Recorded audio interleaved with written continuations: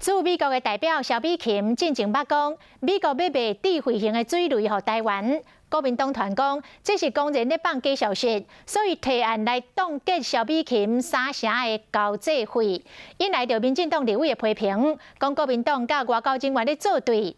国民党的立委回讲，冻结甲删预算，拢是立委的职权，希望执政党唔通乌白安罪名。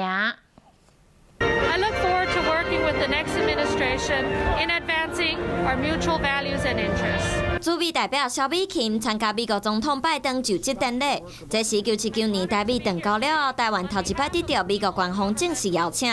不过，立法院国民党党团认为，萧美琴捌讲美方要对台湾卖智慧型水雷是放假消息，要求冻结萧美琴30%交杯费。这样的一个政党到底是真的要跟我们所有的外交人员作对吗？这个根本就是非常离谱的行径。预算的删减或者冻结，都是有它宪法上的职权之所在。执政党也好，或者所谓的部分的附随团体，不要动辄就给人家扣帽子。萧美琴去年底伫面册表示，美国这几年来拢无咧卖水雷，无特别针对台湾，嘛无限公司的问题。佮讲原文内容无讲到要和美国买水雷的代志。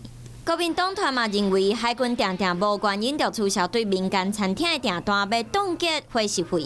那只是在描述一个背景，是要请海军来做报告。报告什么呢？报告为什么海军的伙食比这个学生的伙食费还低？硬凑的提案量了，到最后我相信也不会通过。希望说国民党先把这些案子重新看一遍，合理的才留下来，不合理的他们可以自己撤案，不上台面没有损失啊。